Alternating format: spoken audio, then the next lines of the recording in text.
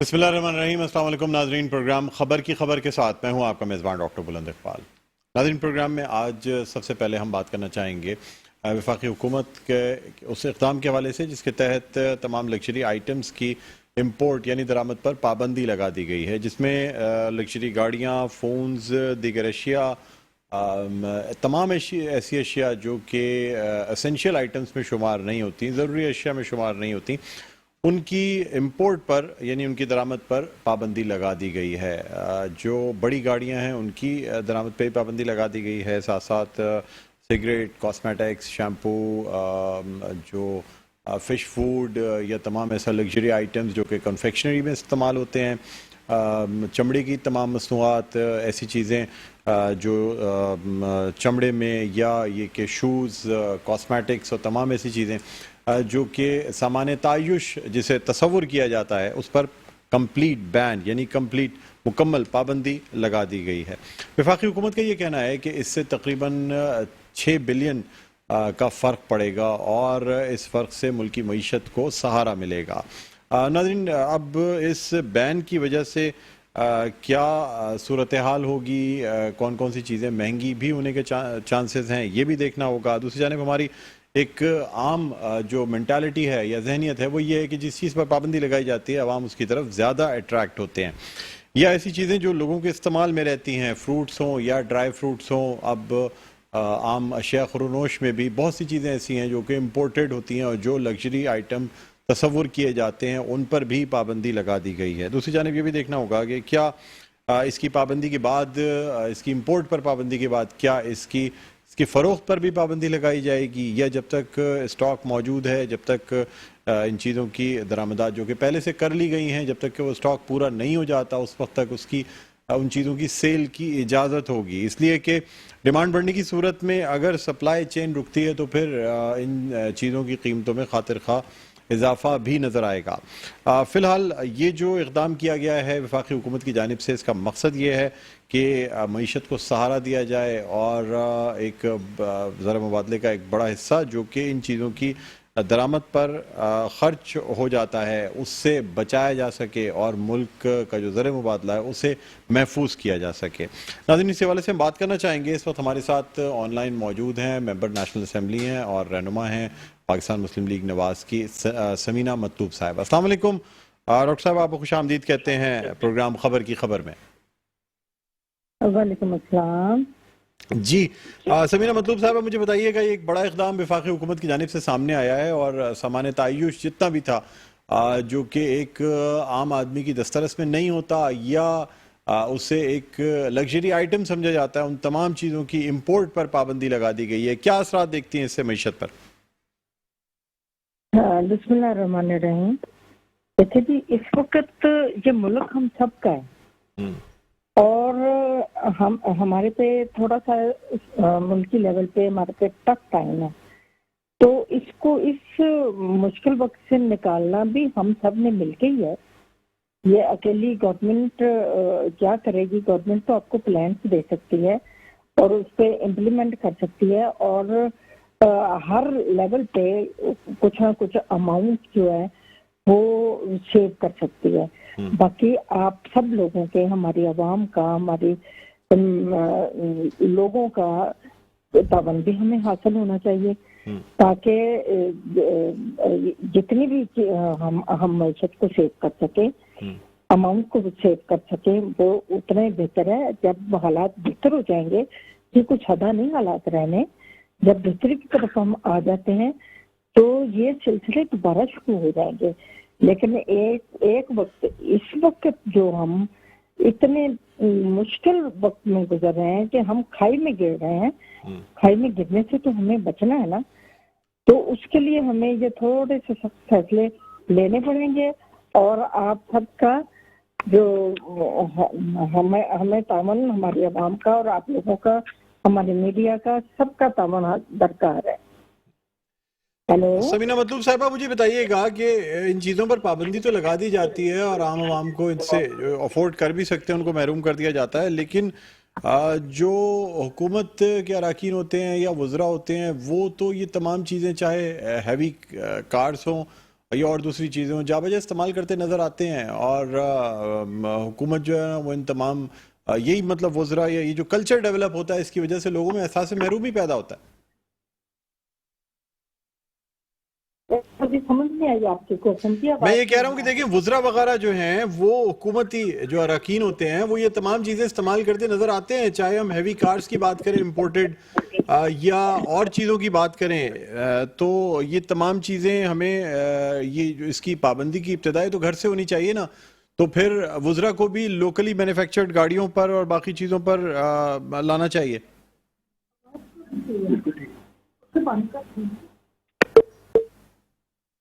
आपकी मुझे आवाज़ नहीं आ रही है समीना मतलूब साहिबा, मेरी आवाज़ सुन सकती हैं आप? जी मेरी आवाज़ सुन सकती हैं। नाज़रीन सवाल ये पैदा होता है कि जहां इन तमाम चीज़ों की दरामद पर पाबंदी लगाई जा रही है तो उसके बाद इस पर अमल दरामद कैसे किया जाएगा, यानी जब चीज़ों की जो ऑफिशियल दरामद होती है उस पर पाबंदी लगाई जाती है तो उन चीज़ों की स्मगलिंग का रुझान बढ़ जाता है, और ये चीज़ें फिर मुख्तलिफ दूसरे चैनल से स्मगल होकर यानी बॉर्डर क्रॉस करने के बाद मुल्क में आती हैं, जिससे एक तरफ तो ज़र मुबादला अपनी जगह जाता रहता है, दूसरी जानिब जो ड्यूटीज़ की मद में जो चीज़ें ख़जाने में आती हैं, जो महसूलात ख़जाने में आते हैं उनका भी रास्ता रोक दिया जाता है, और जब तक ये चीज़ें मार्केट में अवेलेबल रहेंगी, इसकी फ़रोख्त जारी रहेगी, उस वक्त तक इन चीज़ों की दरामद पर पाबंदी लगाने से इसके असरात नहीं आ सकते जब तक कि इसकी सेल को भी जो है वो मुकम्मल तौर पर उस पर पाबंदी ना लगाई जाए। और दूसरी जानिब जो हुकूमती अराकीन हैं या जो वज़रा हैं उनके हवाले से भी ये देखा जाता है कि हमारे यहाँ बहुत बड़ी बड़ी गाड़ियाँ इस्तेमाल करने का रुझान है, इम्पोर्टेड कपड़े, या अगर मैं बात करूँ हमारे जो लीडिंग सियासतदान हैं वो ट्रेंड सेटर्स होते हैं फैशन के, जिसमें कि उनका लिबास अगर खाली देखा जाए तो लाखों रुपए का उनका लिबास या उनकी एक्सेसरीज होती हैं। जी समीना मतलूब साहब आपसे जानना चाहेंगे कि ये जो इन तमाम चीज़ों की इंपोर्ट पर तो पाबंदी लगाई जा रही है जिससे एक आम आदमी कुछ चीज़ें खरीद कर अपनी ख्वाहिशात को पूरा कर लेता था, लेकिन हमारे सियासतदान जो है वही तो ट्रेंड सेटर्स होते हैं, जो ब्रांडेड सैंडल्स, जो लाखों रुपए की सैंडल्स होती हैं, लाखों रुपए के बैग्स होते हैं, कपड़े होते हैं, जो ट्रेंड सेट करते हैं। जब हमारे लीडरान अगर ये तमाम ब्रांडेड चीजें पहनेंगे तो आप आवाम को फिर इनसे महरूम करने से क्या फायदा हासिल होगा? नहीं, अब हम पहले तो ये प्रेसिडेंट सेट नहीं कर सकते कि हम पहनेंगे। हम भी वक्त के हिसाब से चलेंगे क्योंकि फैसले करने वाले भी तो हम ही हैं, और आपसे अगर हम तावन की उम्मीद रख रहे हैं तो हम भी तावन करेंगे, उतना ही करेंगे, वैसा ही करेंगे। और बाकी जिनके पास पहले से कुछ स्टॉक पड़ा है वो तो इस्तेमाल करने से तो कोई नहीं रोक सकता। जब न्यू अवेलेबिलिटी नहीं होगी तो कहाँ से वो लेंगे? ऐसा नहीं होगा। हम सब ही तावन करेंगे अगर हम अपने मुल्क की मईशत को बचाने के लिए एक प्लान दे रहे हैं तो हम भी इसका हिस्सा हैं। जैसे देखिए मरियम नवाज साहिबा की एक एक चीज़ बाकायदा सोशल मीडिया पे लगाई जाती है कि जी फला चीज़ इस ब्रांड की है, फला चीज़ इस ब्रांड की है, ये इस ब्रांड का ख़रीदा गया, तो उसकी वजह से लोगों में और ज़्यादा इस बात की तरगीब होती है कि वो भी लोग ब्रांड्स इस्तेमाल करें या पहने, इसीलिए ये ब्रांड्स इंपोर्ट किए जाते हैं मुल्क में। क्या कहेंगे इस हवाले से? मैं तो यही तो मैं कह रही हूँ, जब अवेलेबिलिटी नहीं होगी तो खुद ही ये सारा कुछ कम। वैसे मरियम नवाज साहबा का तो ऐसे सोशल मीडिया पे लग जाता है तो सारे ऐसे, तो वो क्या उसको कहते हैं, गोगी के भी वो हर चीज लगाए जा रहे थे। अब ये कौम तो वैसे ही इम्प्रेस हो जाती है, आए उसका जूता भी इतने का था, उसका बैग भी इतने का था। ऐसा नहीं होता, एक्चुअली ऐसा नहीं होता। सारे लोग अफोर्डिंग नहीं होते, ज्यादा लोग मुनासिब चीजें इस्तेमाल करते हैं। चंद एक या 2% लोग अगर महंगी चीजें इस्तेमाल करते हैं, जब अवेलेबल नहीं होगी वो कुछ टाइम के लिए बिल्कुल अपने आप को मना करेंगे। सबीना मतलूब साहिबा, क्या आगे जाके इन चीजों की फरोख्त पर भी पाबंदी देख रही है, सिर्फ इंपोर्ट की हद तक ही बैन होगा? नहीं, जो स्टॉक पड़ा है वो तो फरोख्त होएगा, यकीनन वो तो फरोख्त होगा, लेकिन जो न्यू इंपोर्ट है वो नया स्टॉक नहीं आएगा। अच्छा, और शॉर्ट टाइम, जब तक हमारी मैशत किसी अर्थ में नहीं पहुंचती। अच्छा मुझे ये भी बताइएगा कि यानी अब जो मुल्की सूरत हाल है जिसमें कि अब आपकी वफाकी हुकूमत जिस तरीके से काम कर रही है, क्या समझती हैं, क्या प्रेशर बहुत ज़्यादा है कि इन हालात में हुकूमत करने से बेहतर ये नहीं होगा कि इलेक्शन अनाउंस कर दिए जाएं? नहीं, अगर ऐसे सारे हार महसूस करने लग जाए तो फिर मुल्क को इस स्टेज पे, इस महज पे कौन संभालेगा? ऐसी बात नहीं है। जब कोई क्राइसिस आते हैं तो सारे भाग जाए तो फिर तो सारे डूब जाएंगे। ऐसा नहीं है, ऐसा नहीं होता। हम कोशिश कर रहे हैं और कोशिश करेंगे, और इंशाल्लाह हार महसूस नहीं करनी, थकन भी महसूस नहीं करनी, और अल्लाह की रहमत से हम किसी न किसी किनारे की तरफ पहुंचने की कोशिश करेंगे। और जब अल्लाह की रहमत साथ होगी तो हम पहुंचेंगे इंशाल्लाह, और मेहनत करने वालों का साथ अल्लाह की जात देती है। समीना मतलूब साहब, अगर IMF की जानिब से सख्त इक़दामात लेने के लिए शराइत आयद की जाती हैं और उसी सूरत में IMF की जानिब से सपोर्ट की जाती है, तो क्या हुकूमत उन सख्त शराइत को मानने पर मजबूर होगी या उस सूरत में IMF की ऑफर मुस्तरद कर दी जाएगी? देखिए जी, IMF के बगैर तो अब हमारा यहाँ पे गुजर तो होना नहीं है। हम कोशिश करेंगे कम से कम सख्त शराइत जो है ना वो बहुत ज्यादा सख्त ना हो। तो इसीलिए हमारी ट्राई यही है कि हम एक अच्छा पैकेज लेने में कामयाब हो जाए, और पहले ना हम उम्मीदें रखने के ज्यादा सख्त पैकेज जो देंगे तो बिलावल साहब गए में अमेरिका, अल्लाह करेगा दोनों के ताबन से कुछ ना कुछ बेहतरी की उम्मीद है। अच्छा, ये भी मुझे बताइएगा कि चूंकि मखलूत हुकूमत है, यानी एक कोलिशन गवर्नमेंट है, खारजा पॉलिसी टोटल जो है वो पाकिस्तान पीपल्स पार्टी के चेयरमैन बिलावल जरदारी साहब जो है ना वो इन तमाम चीज़ों को लुक आफ्टर कर रहे हैं, तो इसमें वफाकी हुकूमत से मशावरत रहती है या जो खारजा पॉलिसी पाकिस्तान पीपल्स पार्टी की होगी या बिलावल साहब जो बेहतर समझेंगे उस तरीके से खारजा पॉलिसी हैंडल की जा रही है, या इसमें वफाकी हुकूमत से भी मशावरत रहती है? नहीं, बिल्कुल मशावरत के बगैर तो कोई भी स्टेप नहीं उठाया जाता है। हम सब लोग एक पेज पे हैं और इकट्ठे होकर प्लान के तहत हम स्टेप आउट होते हैं, और कोई स्टेप जब हम लेते हैं तो सबकी मशावरत के साथ लेते हैं। तो इसी तरीके से अगर ये सिलसिला रहा तो इंशाल्लाह ये हमें कामयाबी भी अच्छी मिलेगी, तो हर सूबे में हमें तरक्की के आसार नजर आएंगे इंशाल्लाह। समीना मतलूब साहब, इस बात को आप मानती हैं कि जो मलबा पहले इमरान खान की हुकूमत पर डाला जा रहा था कि ये महंगाई और ये तमाम चीज़ें इस 3.5 साल में हुए, अब जो आदाद शुमार सामने आ रहे हैं उनसे तो कुछ और ही चीज़ नज़र आती है। अब लोगों का जो एतबार है वो आदाद शुमार से भी हट गया है। कहा जाता है कि आदाद शुमार को भी बाकायदा इंजीनियर कराया जाता है, कभी आवाम के सामने कोई आदाद शुमार रख दिए जाते हैं, कभी कोई रख दिए जाते हैं। कोई ट्रांसपेरेंट सिस्टम है जिससे GDP का यानी मुलाजमतों का, इंडस्ट्रियल ग्रोथ का कोई ऐसा गैर जानिबदार सिस्टम बनाया जाए जिससे आवाम को पता तो चल सके? पाकिस्तान तहरीक इंसाफ वाले जो आदाद शुमार सामने रखते हैं उनसे तो ऐसा लगता है जैसे पिछले 3.5 पौने 4 साल में बहुत ज्यादा तरक्की हुई। आपकी हुकूमत ये कहती है कि जी मुल्क तबाही के दहाने पे पहुंच गया, सच क्या है? मेरी एक बात सुने, जो पिछली हुकूमत के ये 4 साल दौर में आप सबको पता है और लोगों को भी पता है कि उनके साथ हुआ क्या, उनके साथ बना क्या, और असेंबली में झूठे आदाद शुमार पेश करते रहे, लेकिन लोगों तक तो वो फैसिलिटी बिल्कुल किसी वक्त भी कभी भी नहीं मिली। जिस तरह बम्पर हमारी गंदम हुई और गंदम स्मगल हो जाती थी, और लोगों को फिर वही महंगी गंदम, मेडिसिन इतनी आसमान तक महंगी।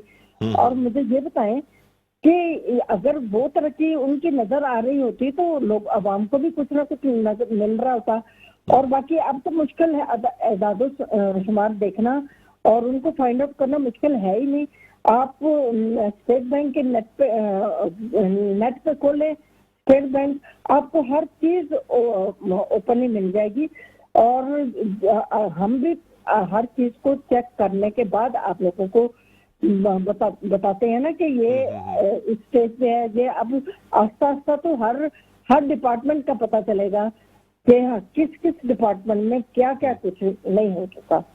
अच्छा समीना मतलूब साहब, अब गुज़िश्ता 3-4 रोज में जो अदलिया के फैसले सामने आए मुनर्रिफ अराकीन के हवाले से, केसेस की वापसी के हवाले से, अब तहरीरी फैसला भी जो तफसीली फैसला वो सामने आ गया है। किसी किस्म का कोई केस जो है वो वापस नहीं हो सकेगा, किसी अफसर का तबादला नहीं हो सकेगा। जो साबिक़ वज़ीर-ए-आज़म इमरान खान की जानिब से तनकीद की जा रही थी डॉक्टर रिजवान के हवाले से, तो अब किसी ऐसे तफ्तीशी अफसर का भी तबादला हुकूमत नहीं कर सकेगी जो किसी भी केस की तफ्तीश कर रहा हो। आपको कुछ सिनेरियो बदलता हुआ नहीं नजर आ रहा? पहले जो रिलीफ आपको दिया गया था, जो तमाम चीजों से लग रहा था कि चीजें आसान होती जा रही हैं, पासपोर्ट्स भी इशू हो रहे हैं, केसेस भी वापस लेने की तैयारियां हो रही थी, अब उस फिजा में तब्दीली आ गई है।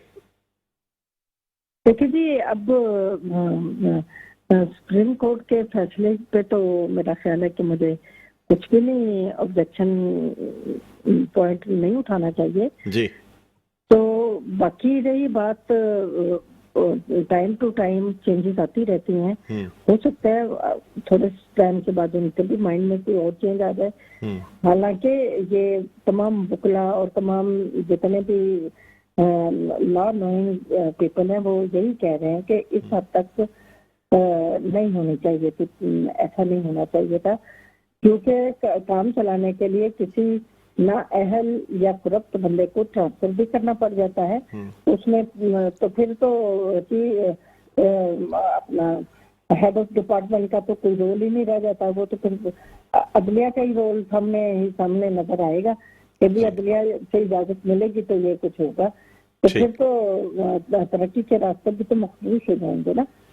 ठीक ठीक ठीक, बहुत बहुत शुक्रिया समीना मतलूब साहब, आपने प्रोग्राम की वक्त निकाला। नाजरीन, मेंबर नेशनल असेंबली और रहनुमा पाकिस्तान मुस्लिम लीग नून डॉक्टर समीना मतलूब हमारे साथ ऑनलाइन मौजूद थी। एक वक्फे के बाद दोबारा आपकी खिदमत में हाजिर होते हैं। देखते रहिए प्रोग्राम खबर की खबर। जी नाजरीन, वेलकम बैक। एक दफ़ा फिर आपको खुशामदीद कहते हैं प्रोग्राम में खबर की खबर में। हूँ आपका मेज़बान डॉक्टर बुलंद इकबाल। नाजरीन, अब हम कुछ बात करना चाहेंगे ग्रैंड डेमोक्रेटिक अलायंस की प्रेस कॉन्फ्रेंस के हवाले से। आज कराची में GDA के रहनुमाओं की जानिब से एक प्रेस कॉन्फ्रेंस की गई जिसमें यह कहा गया कि मुल्क की मुआशी मुश्किलात जो हैं उनमें इजाफा होता जा रहा है और सूरत हाल अब सिविल वॉर की जानिब बढ़ रही है। फौरी तौर पर इलेक्शन करवाए जाएँ ताकि इंतखाबात से कबल जो है ना वो इन करप्शन केसेस पे भी कार्रवाई हो सके और मुल्क की जो मुआशी सूरत हाल है उसको कोई इस्तेहकाम मिल सके। नाज़रीन, इसी वाले से हम बात करना चाहेंगे। इस वक्त हमारे साथ ऑनलाइन मौजूद हैं, रहनुमा हैं GDA के सरदार अब्दुल रहीम साहब। अस्सलाम वालेकुम सर, खुशामदीद कहते हैं प्रोग्राम। अस्सलाम वालेकुम डॉक्टर साहब, कैसे मिजाज हैं? क्या हाल है सर, आप बताएं, खैरियत से हैं? अल्लाह करम दुआ आपकी मेहरबानी। सर, आज प्रेस कॉन्फ्रेंस की गई और आपने कहा कि हम एक पूरा प्लान देंगे, एक लाएमल देंगे जिसके तहत मुल्क की जो मुआशी सूरत हाल है या सिविल वॉर से मुल्क को बचाया जा सकता है। क्या कहते हैं आप? नहीं, हमने जो प्रेस कॉन्फ्रेंस की है उसमें यही बात हमने की है और यही लाएमल दिया है कि इलेक्शन की तारीख का ऐलान कर दिया जाए ताकि जो पार्टियां हैं वो स्टेक होल्डर्स हैं उनको इत्मीनान हो सके कि इलेक्शन होने जा रहे हैं, चाहे वो 4 महीने बाद के इलेक्शन हों, 8 महीने बाद के हों, लेकिन तारीख मुकर्रर कर दी जाए ताकि ये जो गैर यकीनी की सूरत हाल है ये खत्म हो। सर, क्या कुछ ऐसी अफवाहें गर्दिश कर रही हैं कि चंद रोज में इलेक्शंस भी अनाउंस हो जाएंगे और केयर टेकर गवर्नमेंट होने चाहिए, लेकिन हमारी दूसरी बात ये थी कि इलेक्शन से कबल जो करप्शन के केसेस हैं उनको बिल्कुल प्रायोरिटी पे सर फहरिस्त रखकर रोजाना की बुनियाद पर हेयरिंग करके फैसले किए जाएं, क्योंकि इस मुल्क में अगर कानून पे दोबारा यकीन लोगों का लाना है तो फिर ऐसे फैसले किए जाएं कि जो नजर आए कि इंसाफ हुआ है। जो करप्ट लोग हैं जिन्होंने मुल्क के वसाइल को लूटा है, अगर वो कटहरे में खड़े नहीं होंगे और वो उनके खिलाफ फैसले नहीं होंगे तो फिर तो समझे खुली छूट है सबको, जो भी चोरी करे, लूटमार करे और फिर उसी पैसे के बलबूते पर इक़्तिदार में आ जाए और फिर वो केसेस खत्म कर दे। तो फिर एक तो ये जमहूरियत का भी मजाक हो गया और मुल्क की समझें कि सालमियत भी जो है खतरे में पड़ जाएगी, क्योंकि उनका अपना मफाद मुल्क के मफाद से बढ़ जाता है। सरदार साहब, मुझे सर ये बताइएगा कि 3.5 साल, पौने 4 साल आप हुकूमत के इत्तेहादी रहे, और इस अरसे में इन केसेस में कोई खातिर ख्वाह ब्रेक थ्रू नहीं आ सका, कोई फर्द जुर्म जो है ना, जो आयद होनी थी, चीज़ें जो होनी थी वो अब तक नहीं हो सकी। आप कैसे उम्मीद कर सकते हैं कि अब 90 दिन या 120 दिन से पहले ही ये तमाम केसेस चला भी लिए जाएंगे और फैसल भी हो जाएंगे? मुझे आप अगर इख्तियार दे दें, मैं 1 हफ्ते में सारे केसेस डिसाइड कर दूं। मतलब आपको पता नहीं है चोर कौन है, किन्होंने लूटा है, और जो ये पैसे इतने लोगों के पास आए हैं वो एक्सप्लेन कर ही नहीं पा रहे। वो क्या करते हैं, तारीख पे तारीख आगे बात बढ़ाई जा रहे हैं, ठीक केसेस चले जा रहे हैं, कुछ केसेस खत्म हो जाते हैं अदम सबूत की बुनियाद पे या जो भी बहाना करते हैं। तो मकसद ये है कि हमारे मुल्क की मईशत अगर तबाह हुई है तो कोई तो उसका जिम्मेदार है ना। किसी ने तो इस मुल्क के वसाइल जो हैं वो हमें सड़कों पे तो नजर नहीं आते। अवाम की जो हालात जिंदगी हैं वो तो बेहतर नहीं हुए, ठीक है ना। ट्रांसपोर्ट है, ना पानी है, ना गैस है, ना बिजली है, ना तालीम है, ना सेहत आमा की सहूलियात हैं। तो ये सारे पैसे गए कहाँ? ये जाहिर है इनके प्राइवेट अकाउंट्स में गए और मुख्तलिफ फेक अकाउंट्स में गए। तो ये सारी चीजें जो हैं बिल्कुल जाहिर हैं, कोई ऐसा नहीं है कि पोशीदा हैं। और ये इलेक्शन अगर क्रेडिबल बनाने हैं, अगर इलेक्शन का कोई फायदा ही नहीं होगा अगर आप इलेक्ट करें और वापस किसी किस्म के लोग अगर इख्तिदार में आ जाएं, तो फिर मुझे बताइए कि इलेक्शन का फायदा क्या होगा। सर, ये जो कहा जा रहा है कि केयरटेकर गवर्नमेंट के, शेख रशीद साहब ने कहा कि वो पिंडी में तो इंटरव्यूज चल रहे हैं केयरटेकर गवर्नमेंट के, और बहुत जल्द जो है वो केयरटेकर गवर्नमेंट अनाउंस हो जाएगी टेक्नोक्रेट्स की। इस बात में कोई सदाकत लगती है सर? माशाल्लाह आप बड़े वेल कनेक्टेड हैं, मुख्तलिफ हल्कों से भी आपके ताल्लुकात रहते हैं, क्या कहते हैं सर? देखें, जितनी मुंह इतनी बातें हैं जी। कोई केयरटेकर गवर्नमेंट की बात करता है, कोई टेक्नोक्रेट गवर्नमेंट की बात करता है, कोई इलेक्शन की बात करता है, फॉर री इलेक्शन की, कोई कहता है कि 1.5 साल रह गए हैं उसके बाद होंगे। तो ये सारे मफरूजे हैं। हकीकत क्या है ये आप देखें, जो हीट जनरेट हो गई है, जो हालात हो गए हैं, एक सिविल वॉर की कंडीशन हो गई है, ठीक है, उसको कूल डाउन करने के लिए जरूरी है कि कुछ इकदाम किए जाएं।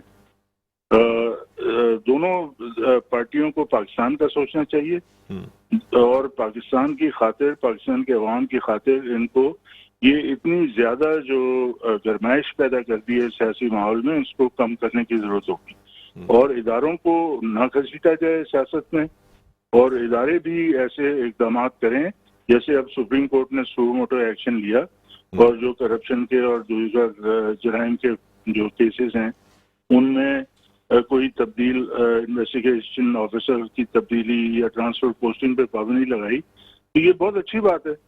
इसी तरह के जो मेजर्स अगर लेंगे इदारे तो फिर ये मामला कुछ बेहतरी की तरफ जाएगा, वरना लोगों के हाथ से बहुत जल्दी ये निकलने वाली ये सूरत हाल है, और उसके बाद जो खराबी होगी फिर वो अल्लाह रहम फरमाए। अच्छा सर, ये भी बताइएगा कि अब जो हुकूमत ने इक़दामात आज हुकूमत की जानिब से ऐलान किया गया है कि लग्जरी आइटम्स की इंपोर्ट पर पाबंदी लगा दी गई है, और इससे तकरीबन $6 अरब का जो ज़र मुबादला है वो पाकिस्तान का बच सकेगा। क्या समझते हैं सर? खुशाइन समझते हैं या ये चीज़ें महंगी होंगी, स्मगल होंगी? इसके असरात क्या देख रहे हैं आप? नहीं, देखें, इम्पोर्ट बिल जो है आपका एक्सपोर्ट से ज्यादा है, ठीक है, तो इम्पोर्ट्स तो कम आपको करनी पड़ेंगी।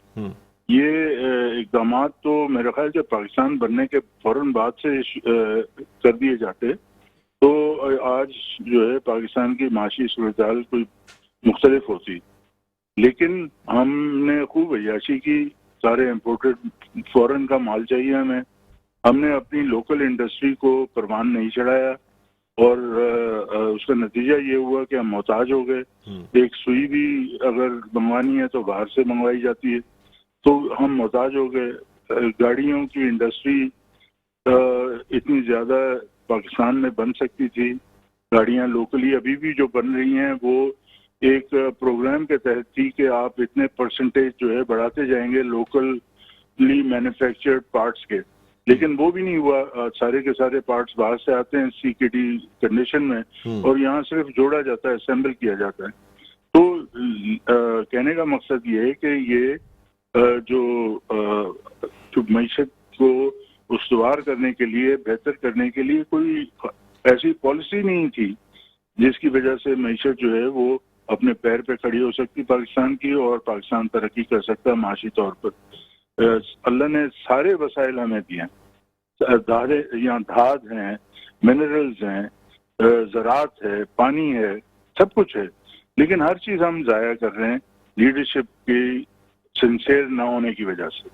तो ये वक्त आ गया है कि अब मजीद हम बर्दाश्त नहीं कर सकते इस किस्म की जो है ना अदम तवज्जोही पाकिस्तान की मईशत और पाकिस्तान के पॉलिसीज से। सर क्या समझते हैं, क्या IMF की जानिब से अगर सख्त शराइत आयद की गई तो इसके और मजीद बुरे असरात सामने आएंगे आम आवाम पर खास तौर पे? देखिए, जो हुकूमत बनाई है जिन्होंने, मतलब जो हुकूमत में हैं, ये तो उनके सोचने के लिए था ना कि मईशत की हालत अगर उनको मालूम नहीं थी तो हुकूमत में अगर आए तो मईशत की हालत बेहतर करने के लिए क्या इक़दाम किए जाने होंगे, तो फिर ये तो उनको सोचना चाहिए था। अगर IMF के पास गए कशकोल लेकर तो ज़ाहिर है IMF तो अपनी शराइत रखेंगी, और अगर वो शराइत आपने पूरी कर दी तो अवाम पे जो है महंगाई का बम तो फूटेगा। तो अब उसका क्या रिएक्शन होता है वो तो फिर देखने की बात है। लेकिन हुकूमत इक़्तिदार में आने का मकसद मेरा ख्याल कि क्या था, ये अब लोग समझ रहे हैं कि मतलब अपने शायद केसेस वगैरह ख़त्म कराने के लिए हुकूमत में आए। इतने कम वक्त में मईशत तो 1.5 साल में भी ठीक नहीं होने वाली है। तो लिहाजा सख्त वक्त है पाकिस्तान के लिए। मेरा ख्याल दवा के साथ दुआ भी करने की ज़रूरत है। ठीक, तो सर आप समझते हैं कि इस वक्त यानी इलेक्शन भी तो सर मुल्क के लिए, किसी मुल्क के लिए आसान नहीं होते। इस वक्त जो मुआशी सूरत हाल है, क्या बेहतर ये नहीं होगा ज़रा थोड़ा मुआशी इस्तेहकाम आ जाए उसके बाद इलेक्शन पे जाएं, या फौरी इलेक्शन अनाउंस कर दें और बाकी चीज़ें जो है वो खुद ब खुद? नहीं, मैं यही कह रहा हूँ ना, मुआशी सूरत कैसे बेहतर करेंगे? कोई प्लान है? मतलब आप कोई प्लान अगर देंगे तो फिर ही मुझे यकीन आएगा कि आप कर सकते हैं। कोई प्लान नहीं है माशी, ठीक है। उसके ऊपर ये है कि जो आपके लोन्स आपने लिए हुए हैं, ठीक है, वो उसकी रीपेमेंट करनी है, सर्विसिंग करनी है, उसका सूद देना है, उसकी असल रकम देनी है। तो लिहाजा जेबें तो खाली हो गई हैं। अब क्या, किस तरीके से आप मईशत को ठीक करेंगे? ठीक है, आपको कुर्बानी देनी पड़ेगी ना, और फिर भी लोगों को कुर्बानी देनी पड़ेगी। इनके पैसे तो सारे बाहर हैं, तो लोगों को कुर्बानी देनी पड़ेगी। और मैं समझता हूँ लोग उस वक्त कुर्बानी देने के लिए भी तैयार हो जाएंगे अगर सिंसियर लीडरशिप होगी सब पर। सर आप क्या समझते हैं, पिछले 3.5 पौने 4 साल जो गुजरे हैं, क्या उसमें पाकिस्तान तहरीक इंसाफ की हुकूमत की कारकर्दगी बेहतर रही है? आदत शुमार भी कुछ मुख्तलिफ आ रहे हैं, हुकूमत कोई आदत शुमार पेश करती है, पाकिस्तान तहरीक इंसाफ के हामी जो हैं वो एक बिल्कुल अलहदा आदत शुमार पेश करते हैं। आप क्या समझते हैं, क्या पाकिस्तान तहरीक इंसाफ की हुकूमत ऐसा तरीके से मईशत को चला रही थी? देखें डॉक्टर साहब, मेरा तो बहुत सिंपल एक टेस्ट है जी, ये लिटमस टेस्ट मैं कहता हूँ उसको, कि हालात बेहतर अगर हैं तो अवाम के हालात बेहतर होंगे, तो मैं कहूँगा कि हाँ बहुत अच्छे हालात हैं, बहुत अच्छी पॉलिसी हैं, बहुत अच्छी हुकूमत है। लेकिन अगर अवाम की जिंदगी के हालात बेहतर नहीं हो सकते, नहीं हुए, तो फिर मैं कैसे कहूँगा कि बहुत अच्छी हुकूमत थी और बहुत अच्छे इक़दाम वो कर रही थी? तो मैं नहीं समझता कि अवाम के हालात बेहतर हुए हैं, बल्कि खराब से खराबतर होते चले गए। लेकिन अब तो हम ऐसे बंद गली में फंस गए हैं कि अब ये इतना वापसी का भी रास्ता नहीं है और सामने भी रास्ता नहीं है। तो अल्लाह रहम फरमाए, हमें एक हिम्मत करनी पड़ेगी, लीडरशिप दिखानी पड़ेगी, और सबको मिलकर पाकिस्तान को संभाला देना पड़ेगा। और इदारों समेत सब जो है अगर कोशिश करेंगे तब जाके पाकिस्तान इस मुश्किल से, क्राइसिस से निकल सकेगा। ठीक है, बहुत बहुत शुक्रिया सरदार रहीम साहब, आपने प्रोग्राम के वक्त निकाला। नाज़रीन, रहनुमा GDA सरदार रहीम साहब हमारे साथ मौजूद थे और उनका कहना यह था कि तमाम लोगों को मिल के स्टेप्स लेने पड़ेंगे, तभी मुल्क को सहारा मिल सकता है। नाज़रीन, इसी के साथ एक छोटा सा वक्फे के बाद दोबारा भी खिदमत में हाजिर होंगे। कहीं ना जाइएगा, देखते रहिए प्रोग्राम खबर की खबर। जी नाज़रीन, वेलकम बैक। एक तो फिर आपको खुशामदीद कहते हैं प्रोग्राम में खबर की खबर। मैं हूं आपका मेज़बान डॉक्टर बुलंद इकबाल। नाज़रीन, अब हम कुछ बात करना चाहेंगे मुत्तहिदा कौमी मूवमेंट पाकिस्तान के हवाले से, जो कि इत्तेहादी हैं। वफाक में भी पाकिस्तान मुस्लिम लीग नवाज़ की हुकूमत और पाकिस्तान पीपल्स पार्टी के साथ सिंध हुकूमत में भी इत्तेहाद कायम है। हम उनसे बात करें, यानी हमारे साथ इस वक्त ऑनलाइन मौजूद हैं रहनुमा मुत्तहिदा कौमी मूवमेंट पाकिस्तान साजिद अहमद साहब। अस्सलाम वालेकुम सर। साजिद भाई, खुशामदीद कहते हैं प्रोग्राम में। हेलो जी, अस्सलाम वालेकुम साजिद साहब, खुशामदीद कहते हैं आपको। खैरियत से आप? अरे भाई जी, साजिद साहब मुझे बताइएगा, यानी अब जो चीज़ें नज़र आ रही हैं, अब इंपोर्ट पे भी कुछ चीज़ों की पाबंदी लगाई गई है, मईशत को इस्तेहकाम देने की कोशिश की जा रही है, लेकिन दूसरी जानिब अब भी इलेक्शन और इन चीज़ों का प्रेशर बढ़ता जा रहा है। सोशल मीडिया पे गर्दिश करती खबरें, फिर कुछ लोगों का मुल्क में वापस आना, दूसरी जानिब सुप्रीम कोर्ट की जानिब से खुद नोटिस जो है, उसके बाद ये कहा जा रहा है कि शायद इलेक्शन जो है वो नागुज़ीर हो जाएं। क्या कहते हैं आप इस हवाले से?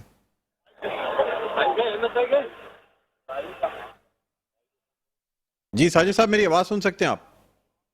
अच्छा, रिपीट कीजिएगा, दोबारा रिपीट कीजिएगा। मैं कह रहा हूँ सर, इस वक्त जो मुल्की हालात और हम जो चीज़ें देख रहे हैं, मुल्की इस्तेहकाम को सहारा देने की कोशिश तो की जा रही है, लेकिन इलेक्शन का प्रेशर बढ़ता दिखाई दे रहा है। और ख़ास तौर पे अब जबकि सुप्रीम कोर्ट खुद नोटिस जो लिया गया है, जिसमें तमाम ऐसे इन्वेस्टिगेटिंग ऑफिसर्स जिनको तब्दील कर दिया गया था या तब्दील किया जा रहा था, उनसे नोटिस भी तलब कर लिया गया है। DGFIO को भी नोटिस दे दिया गया है। क्या समझते हैं सर, इस वक्त क्या वफाकी हुकूमत पर अब इलेक्शन का प्रेशर मजीद बढ़ जाएगा? अच्छा, बिस्मिल्लाह, अस्सलाम वालेकुम। वालेकुम सलाम। अच्छा देखिए, सबसे पहले कि इसमें तो कोई शक नहीं कि गुज़श्ता 3.5 साल से जो प्रीवियस गवर्नमेंट थी उसके हम भी पार्ट ऑफ द गवर्नमेंट थे, कोलिशन पार्टनर थे उनके हम। अच्छा, उस 3.5 साल दौर में आपने देखा होगा, 3.5 साल से अगर पीछे जाएं, मतलब 2018 से कि इनकी हुकूमत आने से पहले, यानी जब 2018 के इलेक्शन हुए थे, तो उस वक्त अगर पेट्रोल की रेट देखें, आप डीजल की रेट देखें, आप डॉलर की रेट देखें, आप जो अशिया खुर्दनोश हैं उसके रेट देखें, तो उस वक्त बहुत कम थे, लेकिन 3.5 साल के दौरान वो बहुत ज्यादा अप हुए। अच्छा, वही वजह, अच्छा उसकी यही वजह बनी फिर उसके बाद कि जब 3.5 साल तक हम भी जो इमरान PTI की गवर्नमेंट के साथ थे, अच्छा फिर लोगों का प्रेशर हम पर बना उस वक्त। अच्छा, हम भी अगर किसी हमारे लोग या अगर हम किसी TV प्रोग्राम में जाते थे, पब्लिक से मिलते थे, तो एक जोरदार आवाज आती थी कि यार इनको छोड़ क्यों नहीं देते, कि पेट्रोल का रेट अप हो रहा है। कल तक आपने माजी के अंदर पीपल्स पार्टी गवर्नमेंट ने पेट्रोल का रेट बढ़ा था तो आप गवर्नमेंट से बाहर आ गए थे, तो इस गवर्नमेंट को क्यों नहीं छोड़ रहे। अच्छा, एक तो प्रेशर था पब्लिक का, लोगों का, और आप सबके सवालात भी होते थे। फिर दूसरी तरफ हम देखते थे कि वाकई मईशत ग्रेजुअली डाउनग्रेड हो रही है। फिर सेकंड ये कि हमने कोशिश की 3.5 साल के दौरान कि एक ब्रिज का किरदार अदा करें कि सिंध गवर्नमेंट और वफाकी गवर्नमेंट आपस में कम से कम जो NFC अवार्ड की मद में जो पैसा सिंध के अंदर आ रहा है, वफाक दे रहा है, उसमें आपस में इनका अच्छा कोऑर्डिनेशन, कम्युनिकेशन हो, ताकि वो पैसा सिंध में, सिंध के शहर कराची के अंदर, हैदराबाद, मीर पुखार, नौशहर, इन शहरों में लगे।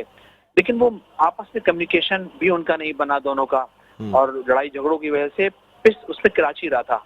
अच्छा, कराची की आवाज बहुत जोरदार होती थी कि आप हुकूमत से बाहर क्यों नहीं आते, आप निकल क्यों नहीं जाते, सही ना। कल को आप क्या इस गवर्नमेंट के अगर जो सवा साल रह गया है उसके बाद क्या आप इलेक्शन में जा सकेंगे। अच्छा, यकीनन एक पब्लिक प्रेशर था, एक हम इकोनॉमी की सिचुएशन, सूरत देख रहे थे, उन सबको देखते हुए फिर हमने भी कहा कि ठीक है, जब उनके हाथ में कुछ है नहीं, आज बकौल खुद इमरान खान साहब कह रहे हैं कि मेरे हाथ में नैब नहीं था, मेरे कंट्रोल में FIA नहीं थे, मुझे डील कोई और कर रहा था, बकौल परवेज इलाही साहब के मतलब इनको भी गोश्त से उतार दें, उतारना चाहिए था, उतार देते। कब तक नैपीस चेंज करवाते रहेंगे, उंगली पकड़ के चलना, कब तक उंगली पकड़ के लेके चलेंगे। तो आज मेरे ख्याल में जो भी सूरत हाल बनी है, ख्वाह मईशत की ज़बू हाली की सूरत हाल हो, या PTI का हुकूमत से हटकर अपोजिशन में आना, इनके पास नंबर की कमी, तो मेरे ख्याल में तमाम प्रीवियस हालात को देखते हैं तो उसी का तसलसल है। ठीक। और यकीनन उस प्रेशर को, मईशत के उस प्रेशर को मौजूदा इस गवर्नमेंट को बर्दाश्त करना है और ठीक। उसे बैलेंस करना है, ठीक है ना। उसकी कोशिश मेरे ख्याल में कर रहे हैं और करनी भी चाहिए। अच्छा, उसी अगर आप पिछली गवर्नमेंट का देखें, उस दौर में अगर अपोजिशन मुस्लिम लीग नून पंजाब के अंदर मरियम नवाज जलसे करती थी तो एक क्राउड होता था। अभी क्राउड तो अभी भी इन्होंने 2-4 किए, लेकिन उस वक्त भी पब्लिक का बहुत ज्यादा रुझान था कि महंगाई बहुत हो रही है, बहुत ज्यादा तूफान आ चुका है, लोग बहुत परेशान हैं, फंसे हुए हैं, और कुछ करें इनको हटाएं। अच्छा, इसी प्रेशर को तमाम इदारों ने, अदलिया ने, सबने महसूस किया, पब्लिक ने महसूस किया, और फिर यकीनन एमक्यूएम ने भी फैसला किया। लेकिन उसके बाद अब जो मईशत की जबोहाली दिख रही है हमें, डॉलर अप हो रहा है ग्रेजुअली, और मजीद बढ़ रहा है, तो ये जो कुछ भी असरात है यकीनन ये प्रीवियस असरात और मौजूदा हुकूमत को बर्दाश्त करने पड़ रहे हैं। ठीक। बहुत बहुत शुक्रिया साजिद अहमद साहब, आपने प्रोग्राम के लिए वक्त निकाला। नाज़रीन, रहनुमा मुत्तहिदा कौमी मूवमेंट पाकिस्तान साजिद अहमद हमारे साथ ऑनलाइन मौजूद थे। प्रोग्राम का वक्त अपने इख्तिताम पर पहुंचता है। मुझे बुलंद इकबाल को इजाज़त दीजिए। अपना बहुत ख्याल रखिएगा। अल्लाह हाफ़िज़।